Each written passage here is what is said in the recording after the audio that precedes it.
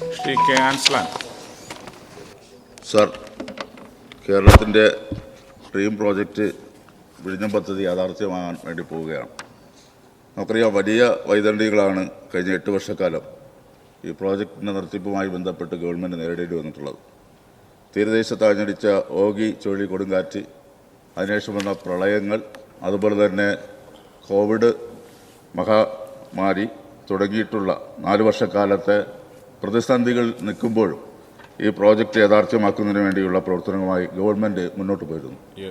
അതിനിടയിലാണ് തീരദേശവാസികളായിട്ടുള്ള പാവപ്പെട്ട ജനങ്ങളെ കോൺഗ്രസ് തന്നെ സ്പോൺസർ ചെയ്തുകൊണ്ടൊരു സമരം നടത്തി അക്രമത്തിലേക്ക് കൊണ്ടുപോകുന്നതിനുള്ള ശ്രമങ്ങളെ ചെറുത്ത് പരാജയപ്പെടുത്തിക്കൊണ്ടാണ് അവിടെ പ്രൊജക്റ്റ് മുന്നോട്ട് പോകുന്നത്. സാർ, എൻ്റെ ചോദ്യം, പ്രൊജക്റ്റിന്റെ തൽസ്ഥിതി എന്താണ്? എന്നത്തേക്ക് പദ്ധതി കമ്മീഷൻ ചെയ്യാൻ കഴിയും എന്നറിയിക്കാം. സാർ, പ്രോജക്റ്റിന്റെ തൽസ്ഥിതി ഡ്രഡ്ജിങ് ആൻഡ് റിക്ലമേഷൻ 98% പൂർത്തീകരിച്ചിരിക്കുന്നു. Breakwater 81% പൂർത്തീകരിച്ചിരിക്കുന്നു.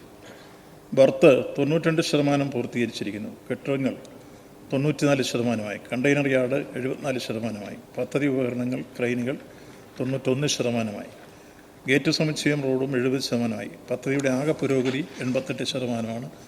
ജൂണിൽ അവസാനം എത്തുമ്പോഴേക്ക് ട്രയൽ എടുക്കാൻ കഴിയുമെന്നാണ് പ്രതീക്ഷിക്കുന്നത്. സാർ, പദ്ധതിയോടനുബന്ധിച്ച് നിർമ്മിക്കാൻ ഉദ്ദേശിക്കുന്ന ഫിഷ് ലാൻഡിംഗ് സെൻറ്റർ, നിലവിലെ ഫിഷിംഗ് ഹാർബറിൻ്റെ നവീകരണത്തിൻ്റെ പുരോഗതി വിശദീകരിക്കാമോ? സാർ, ഇത് സംബന്ധിച്ച് തുറമുഖത്തിൻ്റെ അധികൃതരും അതേപോലെ തന്നെ ഫിഷറീസ് ഡിപ്പാർട്ട്മെൻറ്റിൻ്റെ ഉദ്യോഗസ്ഥ പ്രമുഖരും തൊഴിലാളി സംഘടനകളുമെല്ലാമായി ഞങ്ങൾ 2-3 റൗണ്ട് ചർച്ചകൾ കഴിഞ്ഞു. ഇന്ന് അവസാനമായി ഉച്ച കഴിഞ്ഞ് ഇത് സംബന്ധിച്ച് തീരുമാനമെടുക്കുന്നതിന് വേണ്ടി യോഗം ചേരുന്നുണ്ട്. ആ നിലയ്ക്ക് ആ കാര്യത്തിന് പരിഹാരമുണ്ടാകും.